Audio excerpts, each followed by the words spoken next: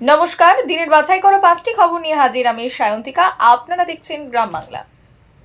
মর্মান্তিক দুর্ঘটনা আসানসোল সালানপুর থানার ডালমিয়া কলিয়ারি এলাকায় পিএইচই পাইপ লাইনের কাজ করার সময় মাটি ধসে 4 জনের মাটি চাপা পড়ার সম্ভাবনা। স্থানীয়দের বক্তব্য অনুযায়ী 3 জনের মৃত্যু হয়েছে এবং একজনকে আশঙ্কাজনক অবস্থায় জেলা হাসপাতালে পাঠানো হয়।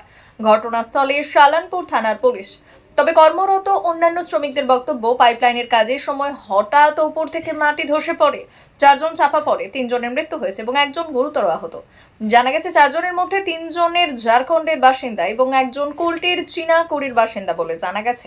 ঘটনাটা এখানে পিএইচের কাজ চলছিল, সেখানে একটা মাটি ধস হয়ে কিছু লোক অ্যাক্সিডেন্ট হয়েছে। তার মধ্যে 3 জন মনে হয় হয়ে গেছে আর একজন ইনজয়েড আছে, ওকে নিয়ে যাওয়া হচ্ছে হাসপাতালে। মেদিনীপুরের সবথেকে বড় খবরের দিকে নজর রাখছি। ডাক্তারদের অবৈধ সাসপেন্ডের প্রতিবাদে জাতীয় পতাকা হাতে শুভেন্দু অধিকারীর মিছিল মেদিনীপুরে। মেদিনীপুর মেডিকেল কলেজে বিষ স্যালাইন কাণ্ডে প্রসূতি এবং শিশু মৃত্যুর ঘটনায় উত্তাল রাজ্য রাজনীতি। সিআইডি রিপোর্টের ভিত্তি করে স্বাস্থ্য দপ্তর ইতিমধ্যে মেদিনীপুর মেডিকেল কলেজে জুনিয়র, সিনিয়র নার্স এবং সুপার সহ 13 জনকে সাসপেন্ড করেছে। আর এই সাসপেনশন অবৈধ বলে দাবি করেছেন রাজ্যের বিরোধী দলনেতা শুভেন্দু অধিকারী। চলুন, ডাক্তারদের সাসপেনশন প্রত্যাহারের দাবি করেছিলাম আমরা সোমবারের মধ্যে, এবং মিথ্যা এফআইআর প্রত্যাহারের দাবি করেছিলাম, রাজ্য সরকার করেনি। আমরা এই অবৈধ সাসপেনশনের প্রতিবাদে, ডাক্তাররা হচ্ছে জাতীয় সম্পদ, জাতীয় পতাকা নিয়ে মেদিনীপুর শহরের এবং পার্শ্ববর্তী এলাকার নাগরিক সমাজ তারা আজকে মিছিলে নেমেছেন, এবং যারা আমরা রাষ্ট্রবাদী ভারতীয় জনতা পার্টির কর্মী আমরাও এই মিছিলে সামিল হয়েছি। যেহেতু ডাক্তাররা হচ্ছে জাতীয় সম্পদ, তাদেরকে সাসপেন্ড এবং এফআইআর করা অত্যন্ত গর্হিত অপরাধ করেছেন রাজ্যের স্বাস্থ্যমন্ত্রী। সাথে সাথে সেলাইন কাণ্ডে মূল যে অভিযুক্ত স্বাস্থ্যমন্ত্রী, স্বাস্থ্য সচিব, তার দুজনের আমরা গ্রেপ্তার দাবি করছি। আসছি পরবর্তী খবরে।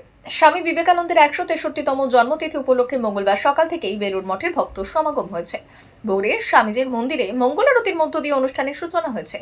এরপর বেদপাঠ, ভগবান বিশেষ পুজো ও হোমের আয়োজন করা হয়েছে। অস্থায়ী মণ্ডপেও সকাল থেকেই চলছে নানা অনুষ্ঠান। স্বামীজির ঘরেও সকাল থেকে চলছে উচ্চাঙ্গ সঙ্গীত, ধ্রুপদ, খেয়াল, বিবেকানন্দ গীতি, কঠোপনিষেধ, শাস্ত্রীয় সঙ্গীত, যুগলবন্দী ও তবলা লহরা। মালদার সরকারি পরিষেবা প্রদান অনুষ্ঠানে যোগ দেন মুখ্যমন্ত্রী। বাবলা সরকার কোন প্রসঙ্গে তিনি বললেন, যারা করেছে তাদের জায়গা এই সমাজে নেই। এছাড়াও কেন্দ্রীয় সরকারকে বকেয়া টাকা প্রসঙ্গে আক্রমণ করেছেন মুখ্যমন্ত্রী। তিনি বলেছেন, মালদার আম রেশম খুব বিখ্যাত, আমি খুশি এখানে মাশরুম চাষ হচ্ছে। আগে আম আপনারা বিদেশে রপ্তানি করতে পারতেন না, আমরা সেই ব্যবস্থা করে দিয়েছি। এই জেলার আগে 47 লক্ষ বাড়ি তৈরি করে দিয়েছি, কিন্তু আরো বাড়ি তৈরির প্রয়োজন রয়েছে। Kalyani SNA nursing school, Gandhi memorial হাসপাতালে যৌথ উদ্যোগে আয়োজিত হলো বার্ষিক ক্রীড়া প্রতিযোগিতা। এদিন সকাল থেকেই গান্ধী মেমোরিয়াল হাসপাতাল আবাসন সংলগ্ন খেলার মাঠে আনুষ্ঠানিকভাবে শুরু হলো নানা বিভাগের ক্রীড়া প্রতিযোগিতা। 100 metre track race, pump race সহ নানান বিভাগে নার্সিং ছাত্রছাত্রীদের অংশগ্রহণ লক্ষ্য করা গেছে। এ বিষয়ে আয়োজক কর্তৃপক্ষ কি বলছেন শোনাবো।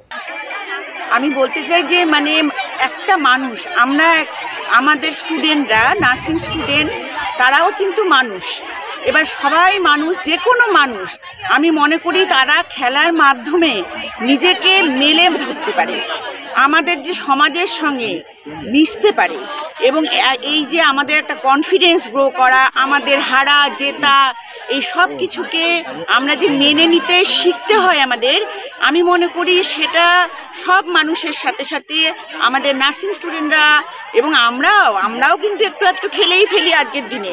তাহলে সেটাতে প্রথম কথা মনে একটা আনন্দ যেমন আসে, প্লাস হচ্ছে গিয়ে উপরি পাওনা যে আমাদের মধ্যে কনফিডেন্স লেভেলটা বাড়ছে, আমরা দুনিয়ার সঙ্গে মিশতে পারছি, আমাদের মনটা আরও ওপেন মাইন্ডেড হচ্ছে, এগুলো কিন্তু অনেকটাই বেশি পাওয়া। দিনের বাছাই করে 5টি খবর নিয়ে হাজির থাকবো আমি, আর সঙ্গে থাকবেন আপনারা।